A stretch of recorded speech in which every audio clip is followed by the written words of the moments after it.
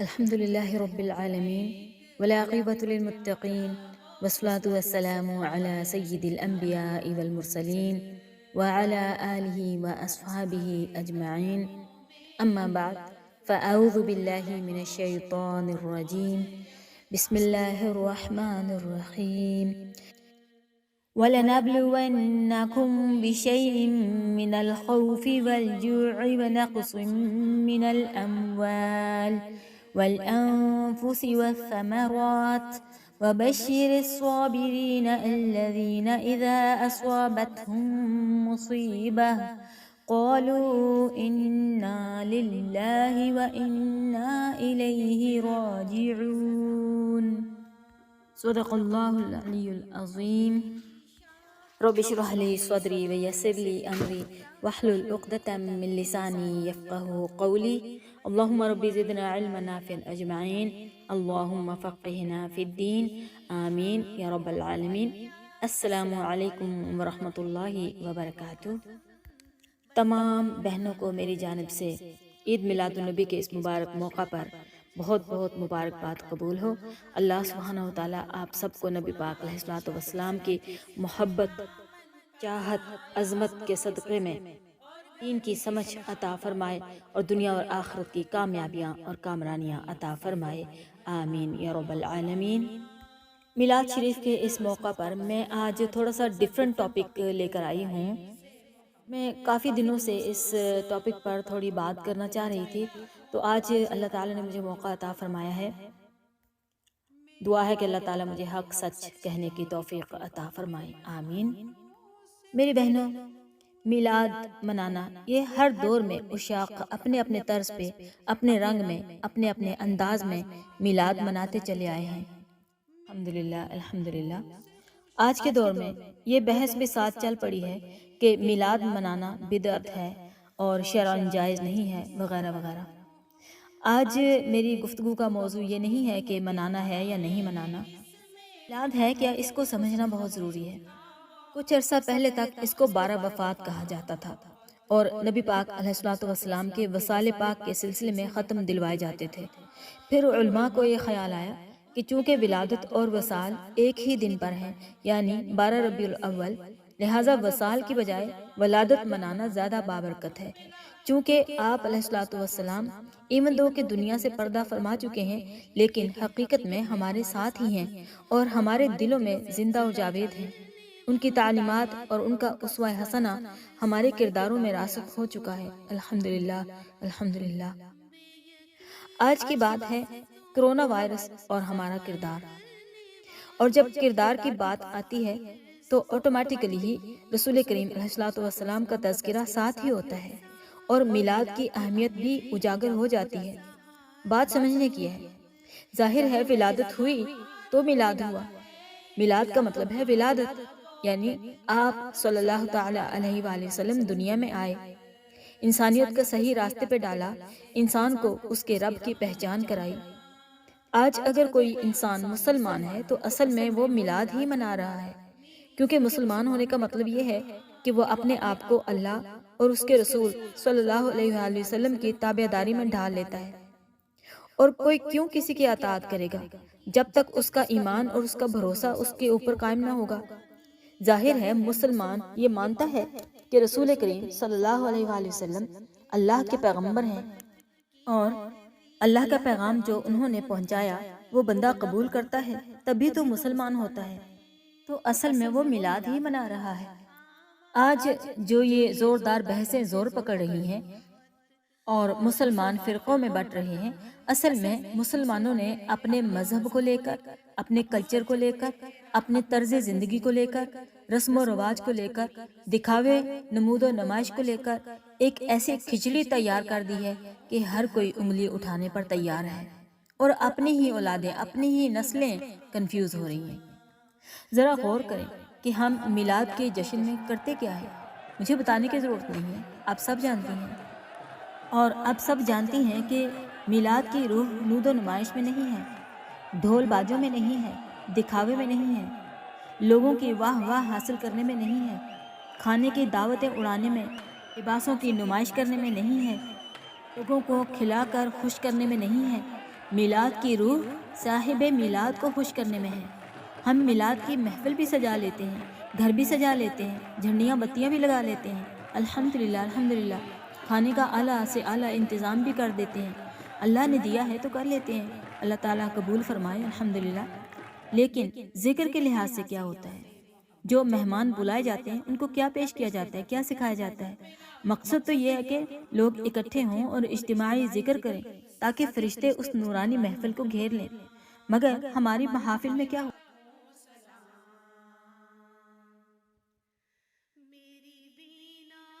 اور کچھ لوگوں کی جہالت کے باعث سارے مسلمانوں کو فرقہ وارانہ تعصب کا سامنا کرنا پڑتا ہے۔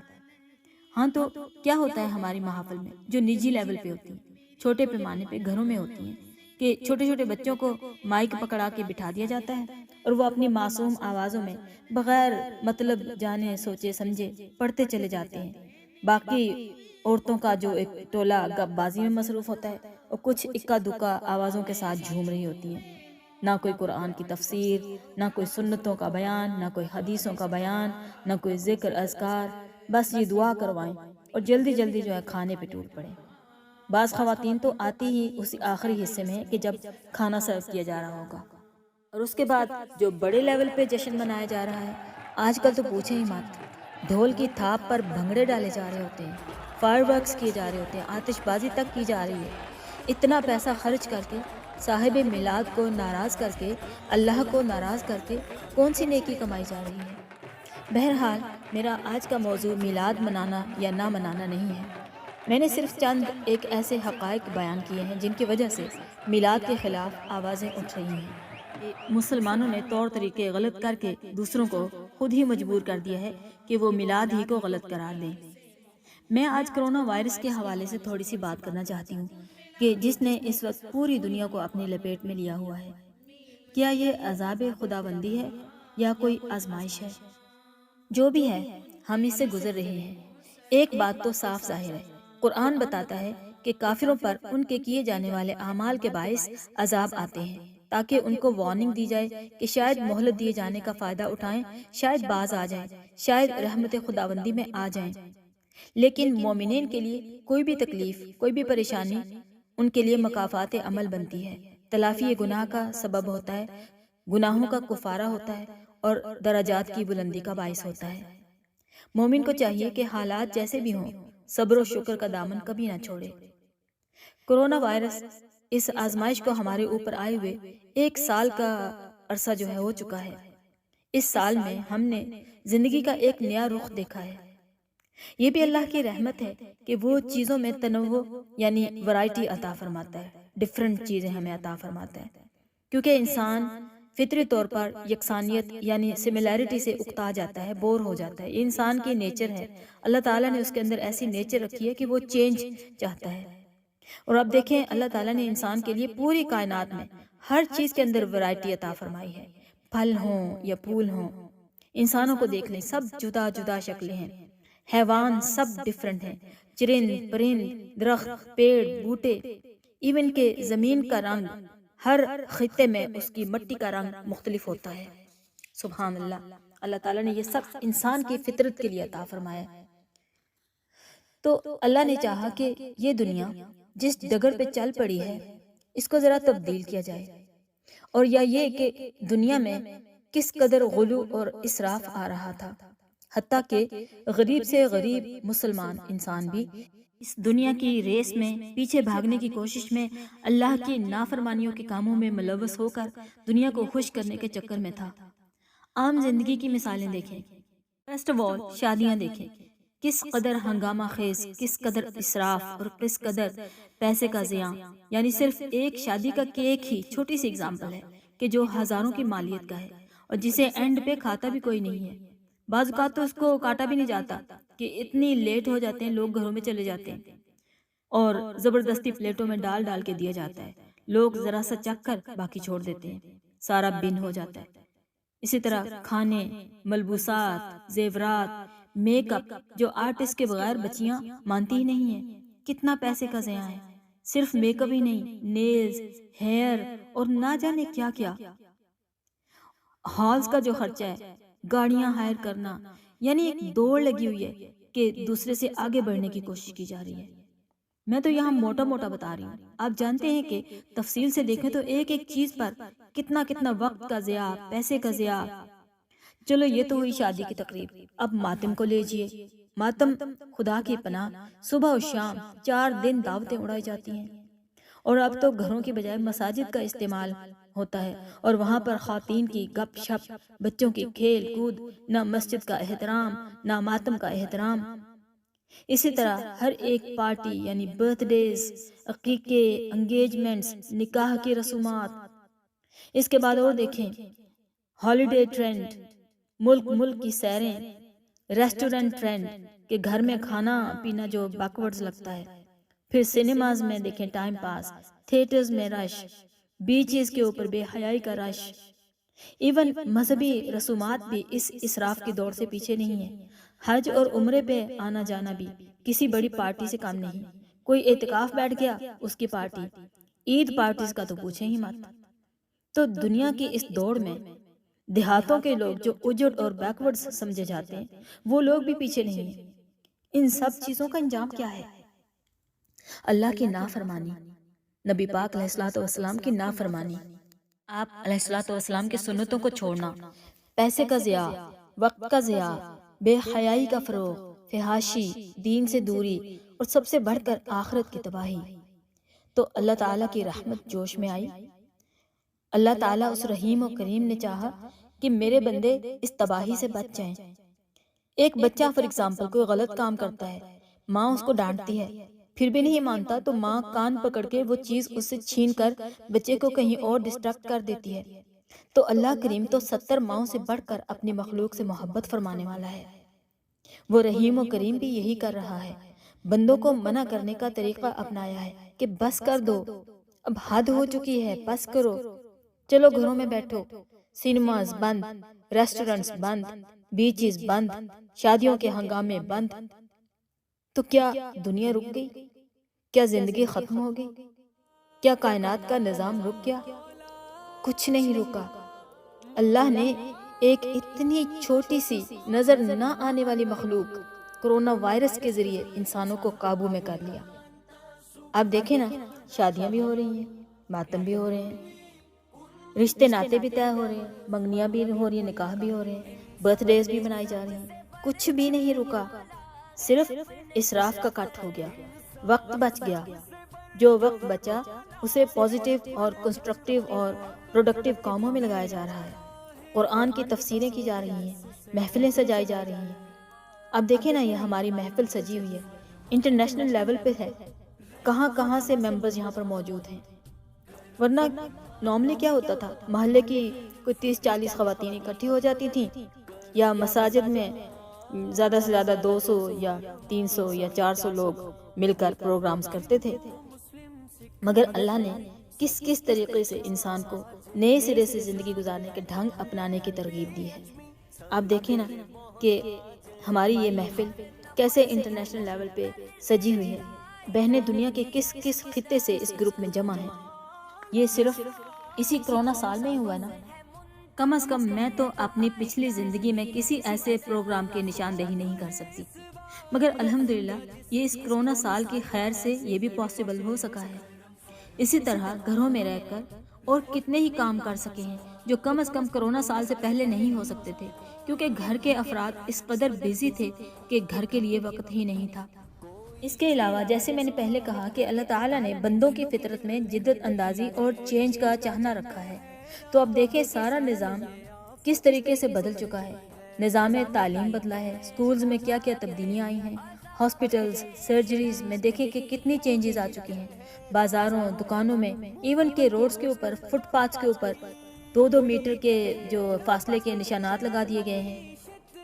اب اس کرونا نے ہمارے ساتھ ہی رہنا ہے، یہ تبدیلیاں ہمیشہ کے لیے ہیں۔ آئندہ نسلوں کو جب یہ بتایا جائے گا کہ کبھی راستوں میں یا دکانوں میں 2 میٹر کے فاصلے رکھنے کے نشانات نہیں ہوا کرتے تھے، تو وہ لوگ حیران ہوں گے۔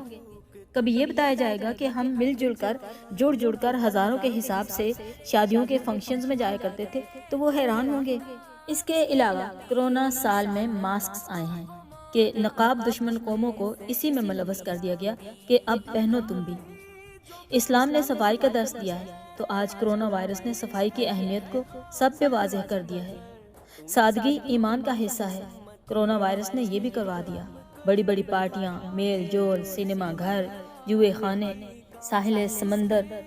کرونا نے سب پہ پہرے بٹھا کے سب کو بتا دیا کہ ان چیزوں کی زندگی میں کوئی اہمیت یا ضرورت نہیں ہے، ان کے بغیر بھی زندگی آرام سے گزر سکتی ہے۔ کرونا سال جہاں بہت سے لوگوں کے لیے دکھوں کا باعث بھی بن کے آیا، پیارے اس میں مبتلا ہو کر چل بسے۔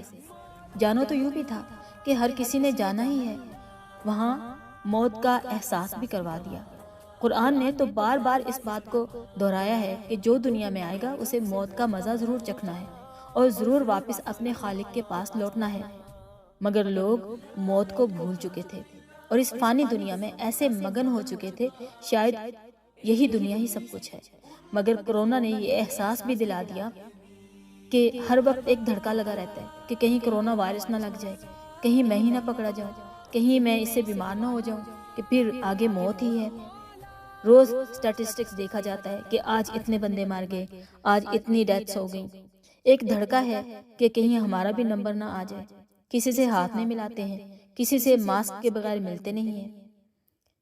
مزید یہ کہ کتنوں نے سچی توبہ کی ہیں، اجتماعی توبہ اور دعائیں کی گئی ہیں، انفرادی توبہ بھی کی گئی، ہر وقت دعائیں، ہر بندہ دعا ہی کرتا نظر آتا ہے۔ تو جہاں اس کا اس قدر خوف اور ہراس ہے، وہیں کچھ منچلے اور بے خوف لوگ اس کا مذاق اڑانے میں بھی کسر نہیں چھوڑتے ہیں۔ اس کے ہر پہلو پر لطیفے بنے ہیں۔ اگلے دن جمعہ کے دن ایک صاحب کرونا کی پوری منقبت مسجد میں پیش کر رہے تھے۔ خیر، آج میں کرونا سال کے مثبت پہلوؤں کا جائزہ لینا چاہتی تھی، کیونکہ مجھے تو اس میں بہت سی خیر نظر آئی ہے۔ ہاں، نقصان بھی کافی ہوا ہے، جانوں کا نقصان تو ہے ہی، مالی نقصان ہوا ہے، ملکوں کی اکانومی اور معیشت وغیرہ کو بھی نقصان پہنچا ہے، لیکن اس سے ایک اور بات کہ غذا اور کھانے پینے کی اہمیت بھی اجاگر ہو گئی ہے کہ اس کے کم ہو جانے کے خوف سے لوگوں نے گھروں میں ذخیرے کر لیے کہ کہیں بھوکے ہی نہ مر جائیں۔ لیکن جو بھی ہوتا ہے اللہ کے حکم، اس کی حکمت، اس کے ارادے اور انسان کی بہتری کے لیے ہوتا ہے۔ ارشاد باری تعالیٰ ہے، شروع میں نے جو سورہ بقرہ کی آیت تلاوت کی تھی کہ تم ضرور آزمائے جاؤ گے، بھوک سے اور خوف سے اور جانوں اور مالوں کی کمی سے، مگر خوشخبری ہے صابرین کے لیے، صابر بندے جو ہیں صبر کرتے ہیں، جو کہتے ہیں کہ بے شک ہم اللہ ہی کے لیے ہیں اور اللہ ہی کے پاس لوٹائے جائیں گے۔ تو میری بہنوں، دور کیسا بھی آ جائے، حالات کیسے بھی آ جائیں، صبر اور شکر کا دامن ہاتھ سے نہیں چھوڑنا ہے۔ یہ اللہ تعالیٰ کی آزمائشیں ہیں۔ اللہ سبحانہ وتعالیٰ اپنے بندوں کو ہر طریقے سے آزماتا ہے کہ میرا بندہ مجھے بھول جائے گا یا مجھے یاد رکھے گا۔ میں بات کو مختصر کروں گی کیونکہ کافی لمبا بیان ہو جائے گا۔ اللہ سبحانہ تعالیٰ سے دعا ہے کہ اللہ تعالیٰ ہمیں سمجھ عطا فرمائے، دین کی سمجھ عطا فرمائے، قرآن کی سمجھ عطا فرمائے، اور اللہ سبحانہ تعالیٰ اپنی اور اپنے پیارے حبیب صلی اللہ تعالیٰ علیہ وآلہ وسلم کی اطاعت عطا فرمائے کہ اسی میں ہماری نجات ہے۔ وآخر دعوانا ان الحمد للہ رب العالمین۔ سبحانک اللہم وبحمدک ونشہد ان لا الہ الا انت ونستغفرک ونتوب الیک۔